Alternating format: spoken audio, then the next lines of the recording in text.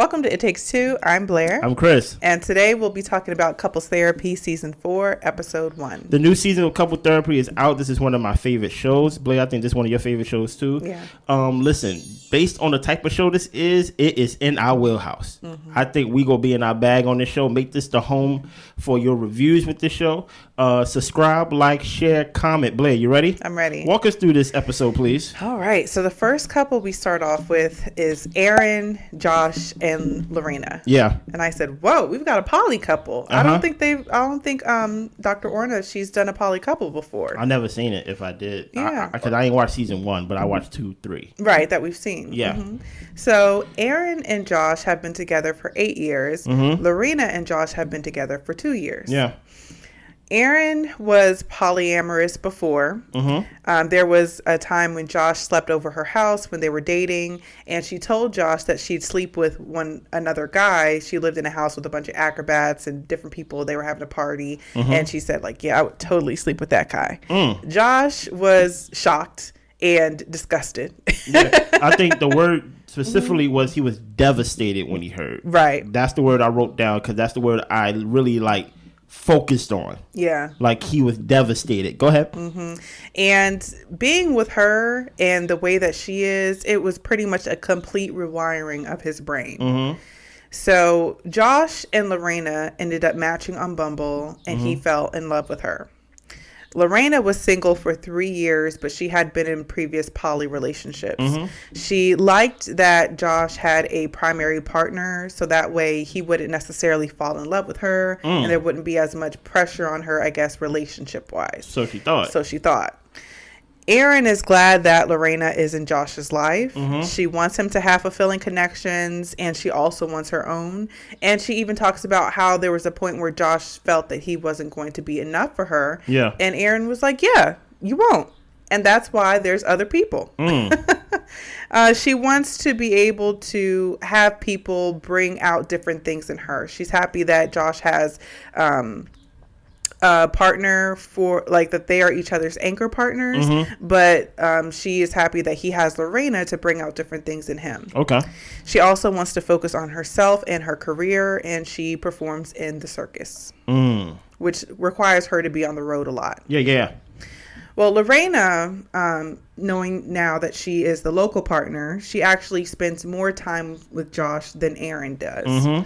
Lorena's mom, which we find out because Josh used to talk to Lorena about the future. What does this look like? Yeah. How are we going to work this out between us? Because he was really falling in love with Lorena.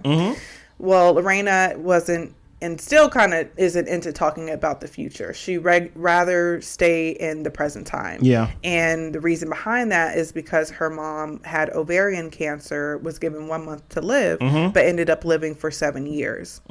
And although it was great that she lived for 7 more years, during that time, it was always this constant cloud and stress of when am I going to lose her? Yeah. And that happened when she was a senior in college, 21, 22. So basically her 20s were spent with this fear about her mom being gone and when would pretty much the other shoe drop. Yeah. And till this day, she doesn't think about the future because she dreads it. Yeah. And Josh was scared that Lorena would vanish because of her not talking about or thinking about the future. And there would even be times where she would just kind of ghost them or stop communicating. Lorena was saying that, not only is it her issues about the future, but she wanted Aaron to be in those conversations because she considered them as the primary relationship, and she's just kind of coming in trying to see where she can get in, where she fits in. And so she wants to know their thoughts about the future and what their plans are, so she knows where she needs to be and to navigate. Yeah. So you did a great job doing that first scene, Blair. Thanks. Just to give a backstory on basically how they sold us on this season, in the beginning scene, they basically talk about, to paraphrase, basically what you learn as a child, things you experience as a child, things you've seen as a child, kind of help form your present where you are today.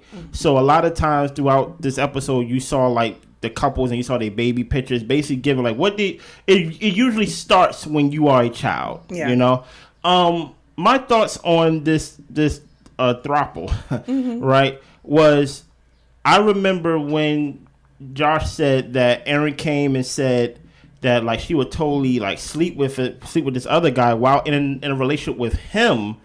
He said he was devastated, and he said that he kind of had to rewire his brain because she suggested like, why don't we just basically take this passion that I have for somebody else and use it in our relationship. And that, in a way, kind of made him go like, whoa, I never heard it explained that way. Mm-hmm. And in that way, I think from that moment, he was devastated from the time that Aaron said that she would sleep with somebody else. He's been searching for love. Mm. That's why he fell in love with Lorena. Okay. And stuff like that. He said he went on Bumble and he fell in love with someone. And even when they was talking and basically talking about how even though I'm not the primary partner, I'm the secondary partner, I'm closer to Josh than Aaron is because she's always gone. What was your thoughts on so far when you was hearing them go through their problems, or basically like just the foundation of their relationship? Yeah, my thoughts, and I'm glad you brought that up about how, in a way, he probably was still looking for love. Yeah. Because Aaron definitely seems like a very free-spirited, kind of single person. I wrote selfish. And the way that she's moving.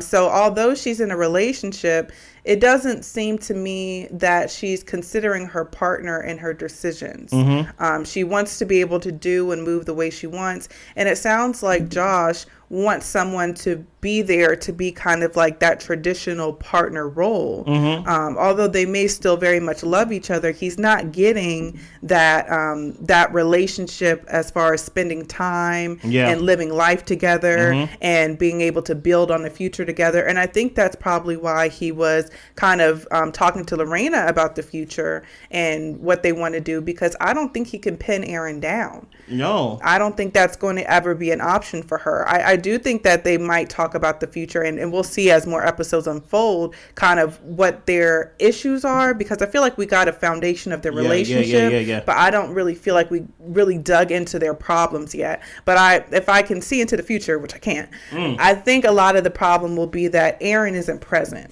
Okay. And with Aaron not being present and Lorena not necessarily wanting to be the primary partner, it puts more on her to kind of take up the mantle of, okay, we're doing the relationship thing and we need to decide. I mean, I think even at one point she goes on to say it's not like we're going to get married or anything like that. And I'm just like, well, I don't know if Josh feels that way. And so and that's the thing. The word he used was rewire, right? Even though like this is the first time we've seen all three people on the couch, this ain't the first time we had somebody on the show that want to be poly. Right. Right. And many times, going off of the history, many times than not, it's never a decision that everybody is comfortable with. It's usually someone makes the decision for somebody else. So I wonder, guessing, did Aaron kind of make that decision for Josh in a way that he had to rewire himself to where he's like, you know what? Yeah, why don't I just take the passions that I may have for somebody else, or you use the passions you have for other people, and we just use it for this relationship? Because now he's treating Lorena as like, oh, so like, what about us? What about the future?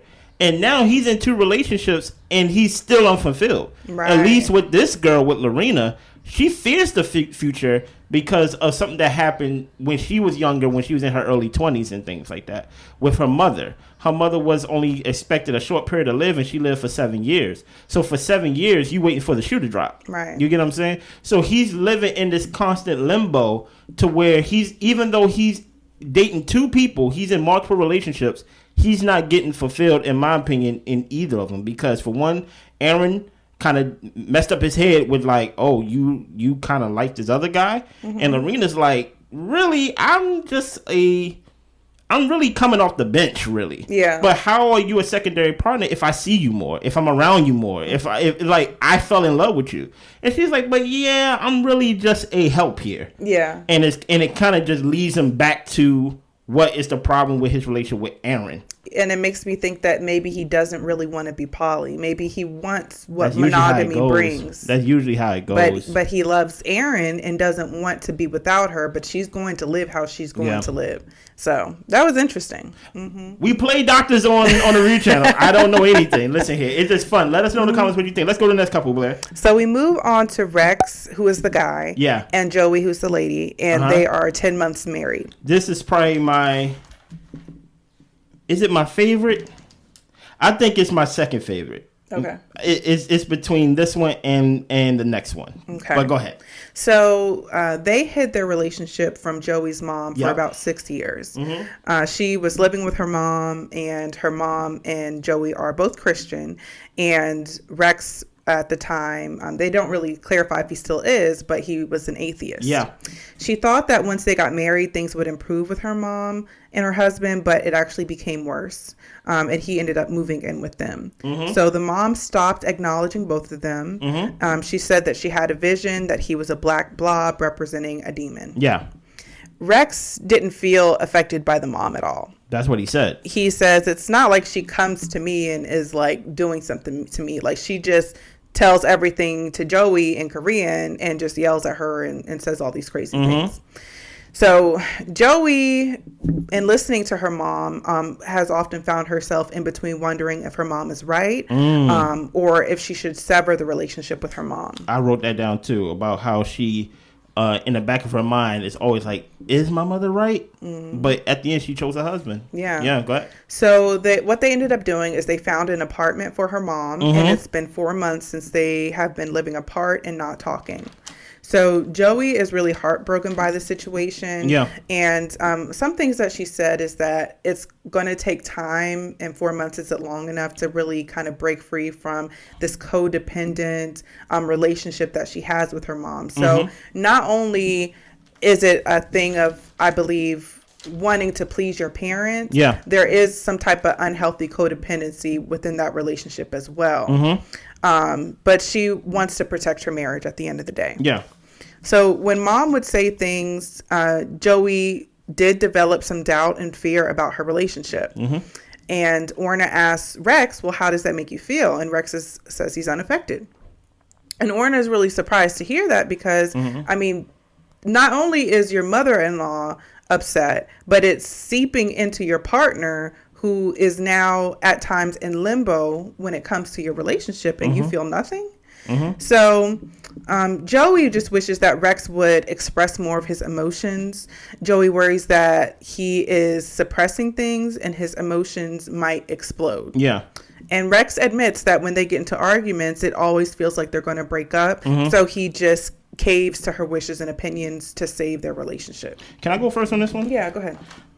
The things I wrote down was, of course, the mother believes that Rex is the devil. The mother would ignore Rex, basically like treat him as if he's invisible. And basically everything that she feels towards Rex, she would basically yell it to her daughter, Joey, right? And the thing that is a big point to me is that Joey said that in the back of her mind, she thought that maybe my mother could be right because she'd been raised Christian, you know what I mean? Yeah. So, but she said, at the end, I chose my husband. I don't regret that decision. I have to protect my marriage. I'm like, good. Like, so far, I'm like, so what's the problem? And I think, like, what is the therapist's name? Orna. Orna was trying to, like, you're not affected by it, Rex? And I'm like, I don't think he is in the way that at least I was thinking, right? And then we kept going, right? So Joey chose her mom. Joey chose her husband, right? Basically moving her mother out. They got her an apartment and things like that. And what Rex said at the end basically gave me like, that's what it is. Yeah. He said that he caves. Yeah. And that the arguments are bad. Which leads me to believe that when they argue, I think Joey goes in on him and kind of makes him feel indebted for the decision that she made in choosing him. I think that is perfectly said.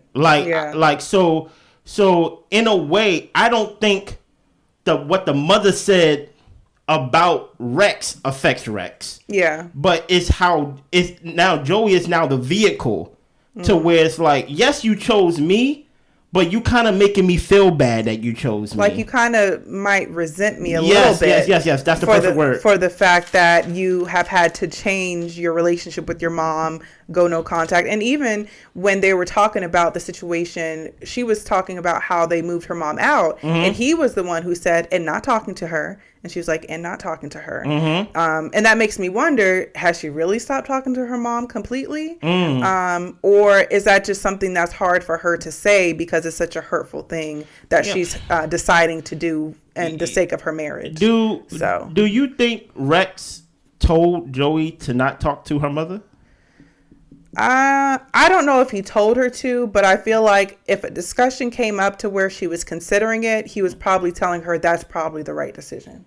Okay, so basically, like if it came up, if she brought it up, he didn't like push her away from that decision. Right, like he wasn't the type to be like, y'all should mend things, y'all could work it out. To me, it seems like he wasn't a mediator, basically. Okay. Yeah. I'm in the middle on that, and granted, it's the first episode. It's not my job to try to figure out like everything in one episode. Yeah.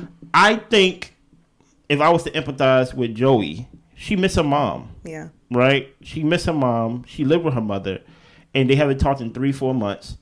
And whenever you feel like you made a decision and any hint that that you feel like it's the wrong decision, that's where the bad argument's coming from, in my opinion. I would agree. It could be a regular argument. But then, like, she explodes, in my opinion, and he's just like, you know what? You got it. You got it. You know what?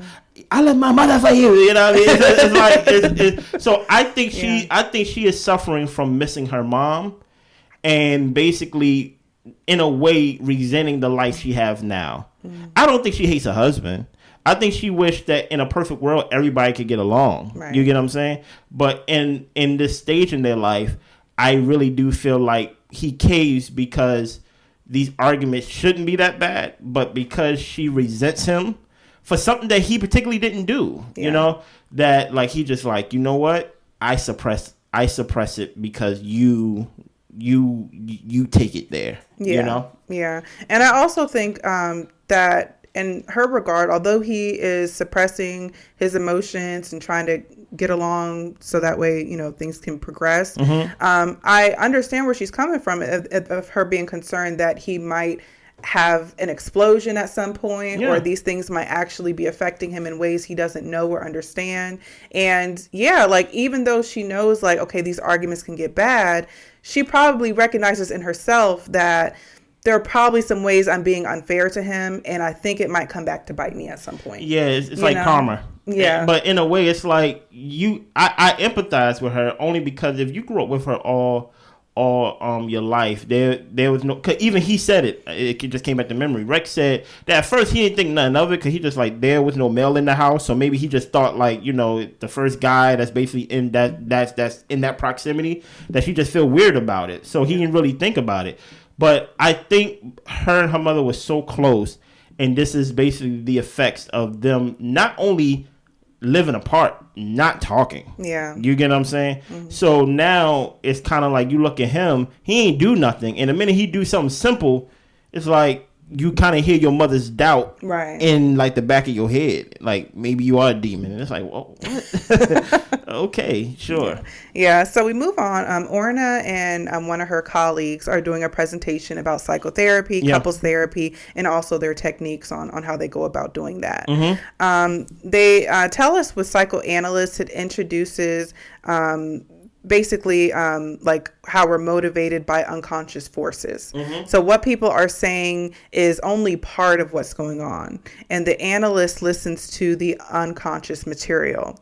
The past might be hijacking their present experience. And I thought that was a great explanation of kind of focusing us in on, of course, like people say, go to therapy and all this type of stuff, but actually like getting to like a root definition and understanding what they're doing when they're therapizing and stuff like that. I like the word.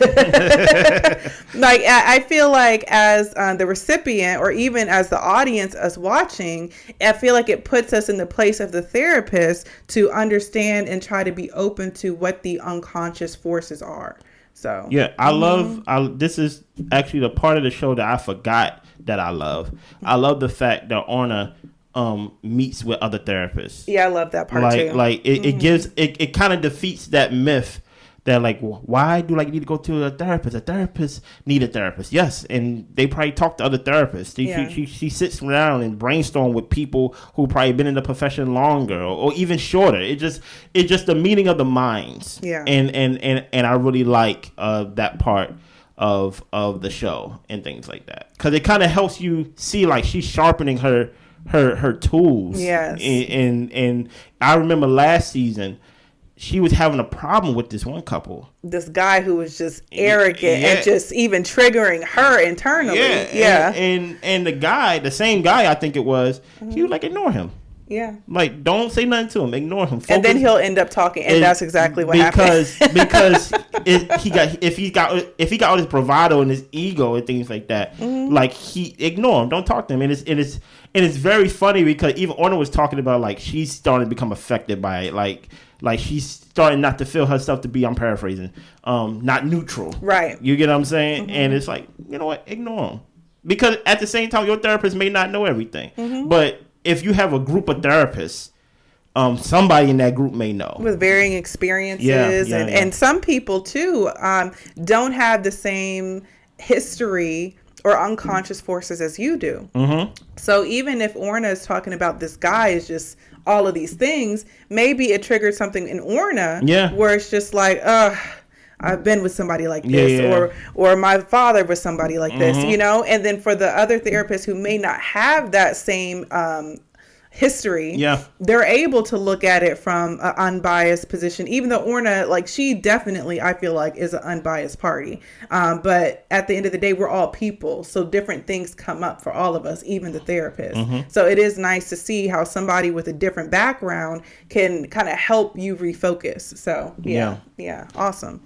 Let's go on to this next couple. So we move on to Eliana and Mitch. I wrote toxic. I'm just gonna get it out the way. So, I wrote toxic. The minute the first word that came out of her mouth, I was like, this is our toxic couple. All right. So they have been together for 6 years. Yeah. She's worried about if this doesn't work out, she'll feel like it's another failed relationship. He lives with his mom, and she lives with her son. Our son. And he comes over for the weekends to visit. And that's not a mistake on Blair. That's what she said. Yes. She said, I live with my son, our son. I'm like, yeah. Toxic. So Mitch says that he wants to be around full time. Yeah. Eliana said that they should phase Mitch into her and the son's schedule, since the son is young and don't want to like kind of mess up his schedule in that way. And then she changed the goalposts, pretty much saying that actually, if you're going to be living with us full time, then we need to get engaged first. Yeah. So we find out that they lived together before, but they didn't get along at all. In retrospect, they realized a lot of their arguments were stupid. Elena was upset with him for not knowing how to clean a bathroom. Yeah. And she knows that her delivery about it was awful. She was cussing, yelling, all this type of stuff. And he was upset that she would attack him instead of attacking the issue. Okay. He said, you could have taught me how to do it, and then we would have had a clean bathroom, and I would have been able to know how to do it moving forward. Yeah. Eliana says that he decided one morning to just pack up and leave. And Mitch says that is not what happened. It wasn't just him deciding to leave. It was a sinking ship, their relationship was. And he was leaving in an effort to save the relationship. He feels like the captain of a ship where his crewmate doesn't trust him. Okay. So then Orna gets into, okay, so then where did the child come about? Eliana says that they started hanging out a lot more. She was about to turn 30, and they agreed on having a child together. That easy. He says that they were in a good space at the time, so that's why he agreed to it. And she apparently was married before, and that was an issue in her previous marriage that she couldn't conceive. She had 5 miscarriages before having this child that she has with Mitch. This is her miracle. She felt she was living with a teenager, constantly having to tell Mitch what to do. And Mitch says if you love someone, you treat them with respect. She doesn't see how comparing him to a teenager is harmful. You go first this time, Blair. Number one, I mean, right off the bat, her calling their son her son. And even though she caught herself, she continued on talking about how he doesn't have to worry about drop off and pick up. He doesn't have to worry about cooking and groceries. Like, no, because he doesn't live there. And honestly, I can understand why they wouldn't want to necessarily live together because of how they interact and how their communication is just like piss poor, it sounds like. But then that also puts me in the mindset of why would y'all agree to have a child together if y'all can't stand to live in a home together? You know, y'all were hanging out and doing all this stuff and made a conscious decision to have a child and not live together. Yeah. And I feel like, not to be too hard on Eliana, but if you really wanted a child because you're turning 30 and you weren't living with the man, what did you expect was going to happen? If you're upset with him now because he doesn't have to worry about all the things about raising a child in the day-to-day, well, you knew that when you brought up that you wanted to have a kid, that he wasn't living with you. And so after the fact, how are you upset? But I guess, you know, we can't rewrite history. So that's why they're in therapy now, to try to figure their way through this. But to me, it sounds like there needs to be some individual therapy there as well. I do think Mitch could stand to improve when it comes to being an equal partner. Yeah. And I don't know how much he is offering with him not being there. With you not being there, you need to be offering more and going above and beyond. So even if you can't live there, you can be like, I'll pick him up. I'll pick him up from home, drop him off at school, pick him up from school. He's got a game. I'll take him to the game. Like, you should be taking an active effort to do more. Just because you don't live there doesn't mean that you're not still a father full time. Yeah. So I can understand both of them, but I think Orna is really going to be the missing link to help them to see each other and make this thing work. So hopefully. Orna, right? Yeah. You gonna earn your money with this one. Yeah. You gonna have to earn your money with this one. Because this just lets me know, as much as I may think I am at least a logical thinker, as much as I may think that I'm really good at listening and really observing things, I couldn't be a therapist because I'm judging you. I'm like, the minute they said that they just decided to have a baby just off the whim, I would have been like, y'all stupid. And I was like, oh, I'm not supposed to say that. Yeah. Don't tell nobody. Right? It's like, a lot of these things are self-inflicted. I want to go to what he said near the end. He said he saw himself leaving as a way of saving the relationship. And I don't know if I agree with that. Especially dealing with someone like her, she's going to take it as abandoning. And in a way, I can see that's abandoning too. Like, there's a value in being in the house as a father, as a man. But if you keep getting undercutted because you don't know how to you don't know how to clean the bathroom, or everything that you seem to do comes off as if it's wrong and it's the worst thing ever, I can understand why you feel like, maybe I need to remove myself from a toxic place because it will make me do something that I don't want to do. Not saying that he alluded to that. I'm just speaking on my behalf. Yeah. I wrote my because that's all I kept hearing from her mouth, in the sense of, like, as if her itch don't stink, as if she don't do anything crazy or anything wrong.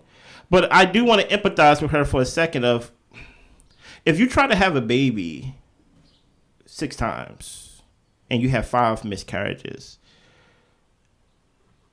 I wonder how that feels when you do actually feel like this is my son. Yeah. Like I've been trying to have this child for the longest time. Yeah. You get what I'm saying? So I'm trying to, even though I don't really like her, I'm not really feeling him either, I'm trying to find good qualities and trying to meet them somewhere in the middle. Because as a man, we don't experience miscarriages in the sense of what it does to our body. Yes, we may go through it with our partner, but I want to be 100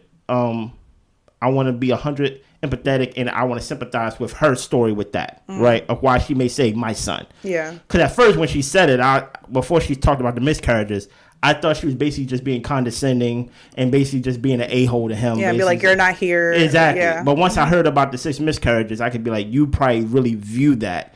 And then the sixth birth was the hard one too. So it's like, I could kind of see why you may feel like that's my boy. Yeah. That's my son. I think they need individual therapy, man. I don't know, man. I don't know if it's the chicken or the egg with them. I don't know if she's mean and like or I don't know if it's because he don't know how to do stuff she's mean. I don't know what came first. Right. And we gonna need more episodes with these two. But I wrote toxic because she is condescending. She is mean. She's not solution based. And it's kind of hard to see in the first episode the real her. All I see is reactions, and she's very reactionary to something, but I don't know the real her yet. And I hope that we can dive into it. Erna, you can dive into that too, so we can see the real her, why she is the way she is, and why she reacts the way that she reacts. Yeah. So then we move on to Casimar and Alexis. Can I say that name? Casimar? Casimar. Casimar. Okay. And Alexis. Alexis. Okay. And they have been together for 6 years. For them, when it's good, it's good. Yeah. But it only takes a pin to drop for the relationship to go bad. Yeah. So they both agree that they disassociate because things get so bad. Yeah. Alexis says one fight can cause 3 months of struggle for us to get back to where we were. Yeah. So a lot of their issues stem from family dynamics. Alexis is not in contact with his family because of how they've treated him in the past. Casimar will defend his family even if they've done or said hurtful things. Okay. Casimar tolerates more, but Alexis feels things intensely. And they talk about this water bottle that's on the table. And Casimar is trying to explain how we don't see things, we don't gather different events from the same event. So we see that the same thing happened, but our viewpoints are different. And Casimar says, I see the label on the bottle. You're in a position where you don't see the label. But from Alexis looking at it from that perspective, instead of focusing on the label or whatever the case may be, he says, I see a bottle that's exploding and I'm trying to hold it together with the glass breaking apart and all this type of stuff. Okay. Oh, okay. So just for clarification for me, Casimar is the one with the glasses. Yes. Okay, Alexis the one that's not with the glasses. Right. Okay, I'm with you because I'm confused. but Casimar is the one. Okay, I got it. Yeah. So Casimar is afraid of the intensity of the fights, the yelling, the drinking, the name calling.